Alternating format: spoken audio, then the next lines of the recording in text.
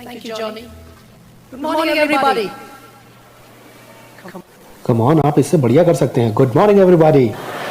Yes. ये छोटा सा लेसन था गुड मॉर्निंग पर. मैं धन्यवाद देता हूँ यीशु को इस जीवन के तोहफे के लिए. मैं जब भी यहाँ आता हूँ मैं इतने सारे जवान लोगों को देख करके रोमांचित हो जाता हूँ जो कि रास्ते पर हैं अपने मिशन के. अगर अभी तक आपने फैसला नहीं लिया तो आज आपकी डेडलाइन है दरअसल. और आपको मालूम है कि ये जीवन जीना कितना अद्भुत होता है. मैंने अभी 38वां जन्मदिन मनाया है अपना, जबकि 16 की उम्र में मुझे डॉक्टर ने दिए थे सिर्फ 6 महीने जीने के लिए. मैं अस्थमा के साथ पैदा हुआ और 2 से 16 तक की उम्र में मुझे गलत दवाइयों पर रखा गया जो कि कॉर्टिजोन एस्टेरॉइड्स की हाई डोसेस थी, जिसका नतीजा ये निकला कि 60% मेरे लंग्स खराब हो गए और मेरा इम्यून सिस्टम बिल्कुल चरमरा गया और मुझ में रोमेटॉइड अर्थराइटिस पनप गया. 12 की उम्र में मुझे एक्सीडेंटली जेवलिन लग गया था जिससे कि मेरी स्पाइनल कॉर्ड डैमेज हो गई थी. और मेरी ज़िंदगी में अब तक सब गलत ही हुआ था, ऐसा लोगों ने दरअसल कहा था. और मेरे पिता एक एरोस्पेस साइंटिस्ट होने पर ये चाहते थे मुझसे कि मैं भी उनकी तरह बनूं. और मैं परिवार के लिए एक दाग बन गया. मैं 10वीं कक्षा में स्कूल से भी निकाल दिया गया, ये बोल के कि तुम पढ़ने के लायक नहीं हो, तुम बेकार हो और तुम बेकार की चीज़ हो. इस तरह के शब्द कुछ मेरी ज़िंदगी में बोले गए लगभग 16 साल तक. जहाँ मेडिकली कहा गया कि तुम जिंदा नहीं रहोगे, वहाँ पढ़ाई, समाज और परिवार में कहा गया कि बैनी दरअसल तुम परिवार के लिए एक श्राप और शर्म का कारण हो. और कोई उम्मीद ना होने पर, ना टैलेंट, ना लाइफ होने पर मेरे अंदर कुछ भी बचा नहीं था. तो मैंने सुसाइड करने के बारे में सोचना शुरू किया 16 की उम्र में. हो सकता है यहाँ बैठकर आपको आश्चर्य हो रहा हो, आप सोच रहे हो कि बैनी क्या परमेश्वर मेरा इस्तेमाल कर सकता है मिशंस में. तो मैं ये कहना चाहता हूँ कि मेरे जैसे बहुत से बैनी हैं वहाँ जिन्हें सुसमाचार की ज़रूरत है और आप ही उनमें से एक है जो उन तक वो गॉस्पेल शेयर करेगा. और फिर मैं अपने जीवन के निचले पड़ाव पर जब अपने आप को ख़त्म करना चाहता था, मैंने यीशु की आवाज़ को ये कहते सुना कि बैनी भले तुम बेकार कहे जाते हो लेकिन मुझे अभी भी तुम्हारी ज़रूरत है. मैंने कहा यीशु आपको मेरी ज़रूरत क्यों है जबकि पूरी दुनिया कहती है मैं बेकार हूँ. उन्होंने कहा वो मुझे बदल कर एक नया इंसान बना देंगे. मैंने कहा ओके, मेरे पास कुछ नहीं है देने के लिए, जो कुछ है वो ये टूटी हुई ज़िंदगी है. और ये ज़िंदगी के 6 महीने. उन्होंने कहा बस इतना काफ़ी है एक नया काम शुरू करने के लिए तुम्हारे अंदर. और फिर यही उन्होंने किया और मैंने अपनी ज़िंदगी यीशु मसीह को दी.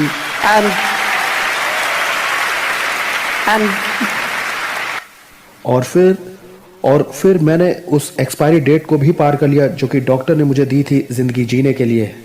और मैं इसे जी के बहुत रोमांचित हूँ. और 2006 में मैंने यीशु को पूछा कि आपकी मेरी ज़िंदगी से क्या बुलाहट है. बाइबल कहती है परमेश्वर की गति मनुष्य की गति से तेज़ है, उसके विचार हमारे विचारों से ऊंचे हैं. और मैं आपको बताता हूँ कि क्रिश्चियन लाइफ एक बहुत ही एक्साइटिंग लाइफ होती है जीने के लिए. और जो ज़िंदगी मसीह को समर्पित होती है वो बहुत ही एडवेंचरस होती है. मेरी ज़िंदगी जेम्स बॉन्ड मूवी से भी ज़्यादा थी क्योंकि ये असलियत में है. जेम्स बॉन्ड सिर्फ एक मूवी है, मेरी असलियत में है. और 2002 में $25 पर मंथ वाईएम मिशनरी का होकर के मैंने यीशु को पूछा कि आप मेरी ज़िंदगी से क्या चाहते हैं, क्योंकि मेरा ड्रीम था कि एक कंट्री में जाऊं. उन्होंने कहा बैनी मैं चाहता हूं कि 2010 तक तुम सारे ही कंट्री में ट्रैवल कर लो. मैंने कहा जीसस ये इम्पॉसिबल है. आज तक एक भी ऐसा उदाहरण नहीं है मानव इतिहास में, चाहे वो माइकल जैक्सन हो, चाहे मारिया कैरी हो या जो कोई भी हो, वो सभी कंट्रीज में नहीं गए. और मैं कैसे एक टूटा हुआ इंसान होकर इसे पूरा कर पाऊंगा. उन्होंने कहा कि जो तुम्हारे लिए संभव है वो मेरे लिए संभव है. मेरे प्यारे दोस्तों, इसमें क्या करना है, अपना समर्पण करना है टूटेपन का और अपनी ज़िंदगी को यीशु के हाथ में देना है और वो अपनी मर्जी से उसे आकार देंगे. और मैंने कहा जीसस जब तक आप मुझे देते रहेंगे तब तक मैं आपके लिए ट्रैवल करता रहूँगा. तो हमारी एक अच्छी डील हो गई. मैंने कहा कि मैं विश्वास से चलूँगा लेकिन आप मुझे देते रहिए. और आज ये मेरा एक पासपोर्ट है और ये पासपोर्ट मेरा ट्रैवल रिकॉर्ड है सारी कंट्रीज़ में जाने का. और 22 नवंबर 2010 में मैं अपने आखिरी देश में पहुंचा, पाकिस्तान में. और मैंने 6 वर्ल्ड रिकॉर्ड्स तोड़ दिए, जिसमें से एक ये था कि मैं दुनिया का सबसे पहला वो व्यक्ति था जिसने सबसे कम समय में दुनिया के सब देशों में भ्रमण किया था. 245 देश जिसमें एंटार्क्टिका भी शामिल था, 6 साल 6 महीने और 22 दिन में. अगर यीशु अपनी महिमा के लिए मेरी ज़िंदगी का इस्तेमाल कर सकते हैं इतिहास रचने के लिए, सॉरी मैं आपकी तालियों के लिए वेट नहीं करना चाहता हूँ, मैं थोड़ा रूड नहीं होना चाहता. अगर यीशु मेरी ज़िंदगी के साथ ऐसा कर सकते हैं तो आज आपके लिए भी उनके पास एक योजना है. और वो मुझे बड़े अजीब से देशों में ले गए. उनमें से एक था नॉर्थ कोरिया. पिछले साल मैं नॉर्थ कोरिया में बुलाया गया वहाँ परफॉर्म करने के लिए. किम उल-सुंग उनके फाउंडर के 100वें जन्मदिन पर पूरी दुनिया से 834 परफॉर्मर्स चुने गए थे और मैं इकलौता एक भारतीय था जो कि अपनी कंट्री से चुना गया था. ये एक अच्छा मौका था बजाने का, लेकिन उससे बढ़ करके गॉस्पेल शेयर करने का एक बढ़िया मौका था. हाँ, अगर आप गॉस्पेल शेयर करते हैं तो ये जानने के लिए आपको नबी होने की ज़रूरत नहीं कि आप मारे जा सकते हैं. लेकिन मैं परमेश्वर के वचन से समझ चुका हूं कि अगर कोई अपना प्राण बचाना चाहेगा तो वो उसे खो देगा, लेकिन अगर कोई सुसमाचार के लिए अपनी जान देगा तो उसे पा लेगा। तो मैंने अपने पेरेंट्स को फोन किया कि एक बड़ी संभावना है कि मैं नॉर्थ कोरिया में मार डाला जाऊं। तो अगर आप मुझे 17 अप्रैल तक नहीं सुनते हैं तो आपसी सहमति से ये समझ लीजिएगा कि या तो मैं पकड़ लिया गया हूं या मार दिया गया हूं और मैं आपको स्वर्ग में मिलूंगा, क्योंकि मेरे लिए जीना मसीह और मरना नफा था। तो मैं नॉर्थ कोरिया गया बहुत उत्साहित होकर के जीने या मरने के लिए, मसीह के लिए। और 2 जासूस मेरे पीछे लगे रहे हर एक दिन के लिए, मुझे कहना चाहिए हर एक मिनट के लिए। अगर 2 ईश्वर रहित जासूस हर समय आपके पीछे लगे रहे तो आप क्या करेंगे? आप सुसमाचार बांटेंगे, क्योंकि वो हर समय आपके साथ हैं। वो आपको छोड़ते नहीं है। वो आपको भूल सकते हैं लेकिन आपको छोड़ते कभी नहीं है। आप क्योंकि वो हमेशा ही आपके साथ लगे हुए हैं, तो कितना बढ़िया मौका है यीशु के बारे में बात करने के लिए। वैसे आपको यीशु के बारे में बात करने के लिए नॉर्थ कोरिया जाने की जरूरत नहीं। यीशु आपके दिल में भी एक देश को डालेंगे, आप बस आज्ञाकारी होकर के हाँ कहिए उन्हें। तो मैं भी दिक्कत में आ गया, श्योर। और अगले दिन मेरी इंटरप्रेटर ने जाकर के ऑफिशियल से कहा कि बेनी तो ये कर रहा है, क्योंकि मैं उसका इस्तेमाल कर रहा था मेरी गवाही को ट्रांसलेट करने के लिए उन जासूसों के लिए। मैं बड़ी समस्या में था, श्योर मैं मर जाऊंगा, लेकिन सही दृष्टिकोण यह था कि क्या ही बड़ा मौका है ऑफिशियल्स के सामने खड़े होने का।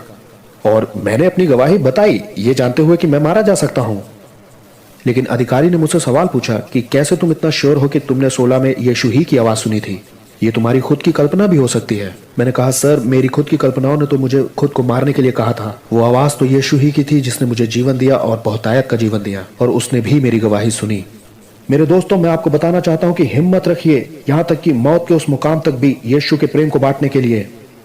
कभी भी मत डरिए, क्योंकि यीशु इंचार्ज है आपकी जिंदगी का। मैं नॉर्थ कोरिया में इसलिए नहीं मारा गया क्योंकि वो मेरा समय नहीं था मरने का, दरअसल उसे पता है मेरा टाइम। और आखिर में सिर्फ 12 म्यूजिशियंस चुने गए उन 834 परफॉर्मर्स में से, और मैं उनमें से एक था जिन्हें नॉर्थ कोरिया की सरकार द्वारा अवार्ड मिल रहा था। और मैंने बजाया शाउट टू द लॉर्ड, जो अभी मैं बजाने वाला हूँ, my Jesus my saviour there is none like you, उस जैसे एक देश में उनके नेशनल टीवी पर।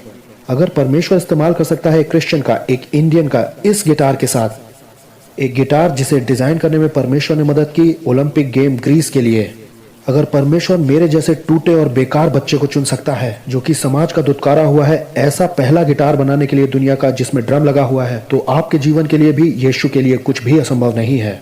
अगर वो मुझे चुन करके दे सकते हैं इस तरह का एक पासपोर्ट जिसमें 14 किताबें हैं कि मैं यीशु का सुसमाचार देशों में बांटूं, तो कुछ भी असंभव नहीं है। और मैं बहुत एक्साइटेड हूँ एक सॉन्ग बजाने के लिए, my Jesus my saviour Lord there is none like you. और ये याद रहे, जब मैं आर्थराइटिस के साथ ये इंस्ट्रूमेंट बजाता हूँ तो मेडिकल डॉक्टर्स को भी कहना पड़ता है ये परमेश्वर ही है, सिर्फ परमेश्वर। मैं बस इस बात से खत्म कर रहा हूँ कि जब मैंने वर्ल्ड रिकॉर्ड तोड़ दिया तो मेरे पास एक टोपी थी जिसमें थैंक यू जीसस लिखा था। तो CNN वो पहला न्यूज चैनल था मेरे इंटरव्यू के लिए, उन्होंने कहा सर ये एक रिलीजियस स्टेटमेंट है, आप प्लीज अपनी हैट उतार दीजिए, क्योंकि हम एक सेक्युलर चैनल हैं। और मैं आपको बताता हूँ, आप गॉस्पेल शेयर करना चाहते हैं तो क्रिएटिवली शेयर करिए, कोई आपको रोक नहीं सकता है। तो मैंने यीशु से एक आइडिया मांगा, क्योंकि पूरी दुनिया मेरा इंटरव्यू करने वाली थी ये कमाल दिखाने के लिए। मैं बस ये चाहता था कि यीशु जाने जाए, और मैं सुसमाचार से लजाता नहीं। उन्होंने मुझे तब जिंदगी दी जब डॉक्टर्स ने मुझे 6 महीने दिए थे। उन्होंने मुझे सुरक्षा दी, उन्होंने एक खूबसूरत भविष्य दिया। कैसे मैं यीशु को छुपा सकता था? नहीं, ये तो पाप होता अगर मैं यीशु को सिर्फ अपने तक ही सीमित रख लेता। तो उन्होंने मुझे एक खूबसूरत आइडिया दिया कि मैं ये एक नई हैट बनाऊं, और मेरी हैट पर लिखा है कि थैंक यू जीसस, मैं एक भारतीय हूं। अब ये एक धार्मिक वाक्य नहीं है, ये एक देशभक्ति का वाक्य है। और तब किसी ने मुझे रोका नहीं, और आपको मालूम है कोई मुझे इन चीजों को पहनने से रोक नहीं सकता है। यहां तक कि न्यूज चैनल भी आकर के कहते हैं कि ये आपकी हैट पे क्या लिखा हुआ है। मैंने कहा मुझे इंडियन होने पर गर्व है। कैमरामैन ने कहा कि इसके हैट का भी एक क्लोजअप लेते हैं। और यूनाइटेड नेशंस में कहा गया कि तुम यीशु के बारे में शेयर नहीं कर सकते। मैंने कहा फाइन, लेकिन मैं अपनी टोपी पहनूंगा जो यीशु के बारे में हमेशा बात करती है। मेरे दोस्तों, अगर सचमुच आप यीशु के बारे में बात करना चाहते हो तो कोई आपको रोक नहीं सकता है। तो बहाने मत बनाइए, आगे बढ़िए, क्योंकि वो क्रूज पर गया ताकि वो आपको पाप से छुड़ाए और आपको अनंत जीवन दे। मैं यीशु को खुद तक छुपा कर नहीं रख सकता। तो my Jesus my saviour there is none like you आपके लिए।